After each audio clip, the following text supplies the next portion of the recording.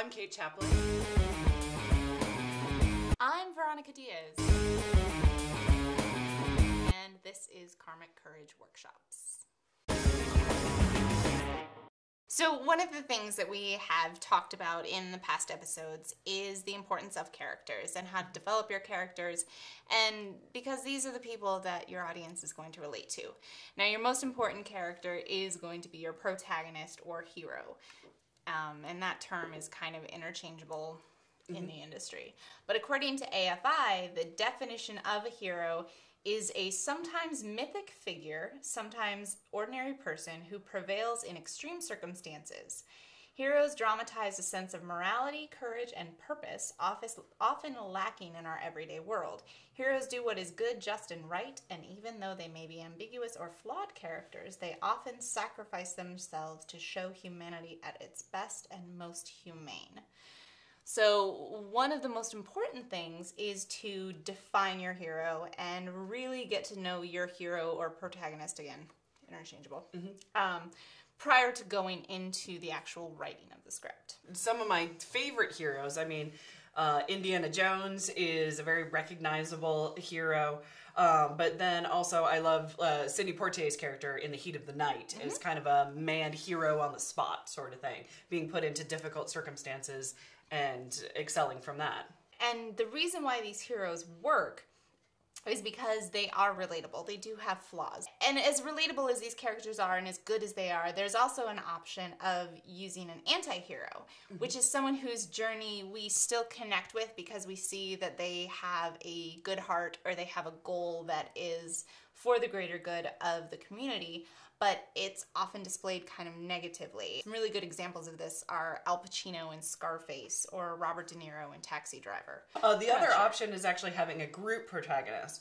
A great example of this would be Reservoir Dogs or Usual Suspects, where you have a bulk of characters that are all going towards the same goal and going against the same antagonist. There are great exercises to get to know heroes, obviously.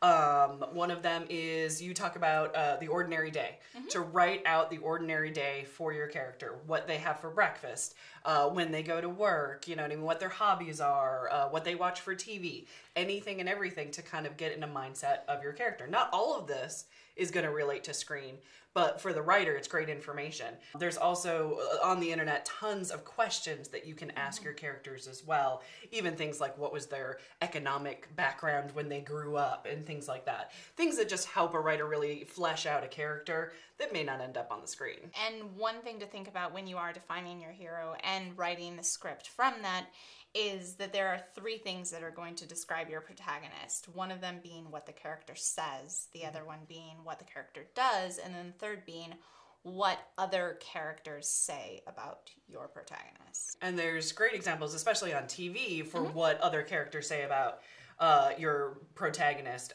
Firefly is a great example. We learn a lot about Captain Mal, but a lot of what we learn is actually through Zoe, through his second in command. She's the one that kind of talks about their time in the war together and things like that. House is an example where, House is always very rough and tumbled and very, rough with people. But through the doctors that he works with, we're learning more about his character. And then also giving them, and it goes hand in hand with it, an audience identification. There's a universal need that fits into almost one of these fits into every character of love, belonging, freedom, or fun. They're all fighting for one of those dynamics. Another thing to set your protagonist different from the rest is to give them a unique trait. The next function that the protagonist has to accomplish is the action. Right. Because the protagonist has to be the one to make the step towards achieving something, to go on their journey. So action is what does the character do to reach their goal. And then the next function would be to sacrifice. Every protagonist is going to sacrifice something. And then they're also going to deal with death. Now, that death can be either a literal death or it can be a death of an ideal or a moral or something like that. Exactly. And then the next is the growth, which is either the I to a we or a we to an I. and you're the one that actually kind of put this into language for me. I knew the basic idea of what they were doing, but the growth of an I to a we is kind of almost like teenageness. When you're a teenager, it's all about you and what your needs are and what you want to accomplish. But as you grow up and you go into society and you're in a workforce and you have family and children and that sort of thing, you grow into a we. And having that transition is something that we can all relate to, because at different stages of our life, we go from I to we and we to I's and that sort of thing. Right. And actually, as an example of that, we recently watched The Social Network, which I had a huge problem with structure-wise. It was an okay movie, but either way, to me, the protagonist in that was, now I can't think of his name, but Mark Zuckerberg. No, not him. Because he did not grow from a we to an I or an I to a we. He was I the entire time. Exactly. Making him not the protagonist in that movie. Right. But the other... I don't remember his name. Yeah, that's fine. But he went from... We're talking about his partner who sued him. Yeah. But he went from a we to an I because he started off all about the project, all about sacrificing and giving up for the sake of what they were going to do, and then towards the end he realized that he had to be selfish. Right. Which, as you were saying, it's kind of a life cycle that we realized. And another thing that I think in going along with that people can't be afraid of is to write a weak protagonist, because that's what people relate to. We relate to people that have weaknesses and that have flaws, and that also gives them a lot more room to grow into really, really powerful characters. Mm-hmm. We've talked about it a couple of times already in the series, but fish out of water stories. Fish out of water stories are great when your protagonist doesn't fit within the world that they are thrown into, because the audience is a blank slate as well, and they're being thrown into this universe. So it's kind of the two of them go hand in hand, the audience and the protagonist, and it makes for a very compelling hero. Going back to AFI, their top hero of all time is Atticus Finch from To Kill a Mockingbird, who doesn't necessarily do anything spectacular or wonderful, but he's a completely relatable character, so we need to understand why he is AFI's top hero. He's kind of the everyman that's caught with an extraordinary circumstance where it's easier to walk away than it is to stay and fight, and he actually stays and fight with grace and a commanding presence. Class. Exactly. So it's kind of, it's unique. The other thing is character flaws. Nobody's perfect. Everybody has a flaw. Using those character flaws in very dramatic and interesting ways. Anytime your character has a flaw, it's an opportunity for the antagonist to use those flaws against the character and have the character actually grow from that. Whether they overcome it or not, it's still a hurdle that they overcome, and it's the same thing we do in our everyday lives. None of us are perfect. Of course not. Well, I mean, yeah, some of us are. No, I'm just kidding.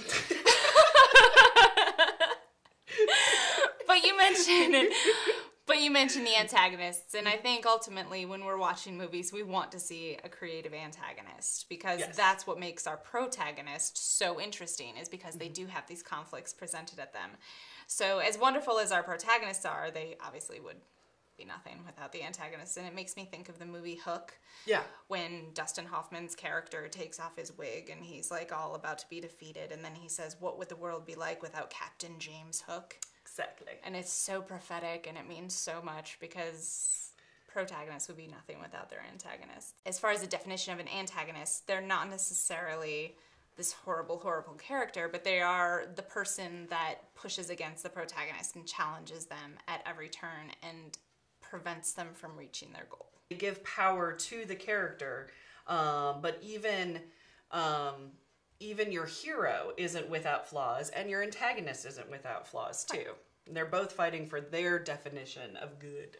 The number one villain, according to AFI, is Hannibal Lecter from Silence of the Lambs, which is kind of interesting. He's not a monster, and we watch so many monster movies, and it's so easy to identify the antagonist. Yeah. And I think that we've kind of been delusioned as to what the bad guy is. Right, exactly. I mean, the bad guy doesn't have to be a monster. Right. It doesn't have to be, you know, Jaws, the Exorcist, or the Alien, or anything like that.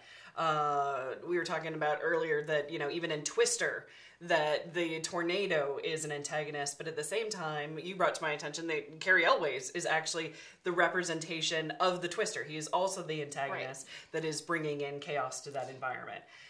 Going back to Silence of the Lambs, he's a very interesting character, and I think because he's such a twist on an antagonist like Darth Vader, we really think of, where Silence of the Lambs, you're actually feeling for the antagonist. Mm-hmm. I have a feeling maybe that's why it was one of the number ones. Guessing. Right. Well, because you humanize him, and so therefore the audience doesn't necessarily know. Creating a memorable and lasting protagonist and antagonist is what is going to keep people talking about your movie, because ultimately it is the characters that people are going to talk about. There are times when you can actually write a story and you can manipulate the structure that will make it more interesting, but usually it is just the characters that are going to keep it connected. That's why, as we've said, it's so important to know your protagonist prior to even starting to write your script. We would, I think both of us would say, make sure that you're doing those breakdowns and answering those questions. And the other thing is that your characters are going to change as the story develops. So you don't have to necessarily commit to society's idea of a character, because that is going to change, and you're completely allowed to manipulate them as the story progresses.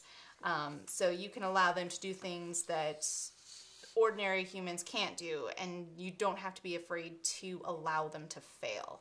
Exactly. I think that's one thing that people are so scared of. Because they don't want their protagonist to fail. They don't want the good guy to go down. Right, exactly. But audiences connect to that. But it's the reason why, because we all fail. You know what I mean? We all trip over ourselves at times. We all have moments of peaks and valleys. And that's just part of life. So being able to relate to that with a character who dusts themselves off, who gets back up there, and knows that they are able to fit these challenges. That's why we go to the movies. That's why we listen and read stories to, you know, to actually relate to people. Right. And one thing that you do have to be able to do, though, is to be able to get them out of those conflicts. So if you do write in these failures and write in these, you know, flaws into your character, just know how to get them out of it. Yes, exactly. That's the most important thing. Yeah, to always have them overcome, to be smart. Exactly. To think of the next way out.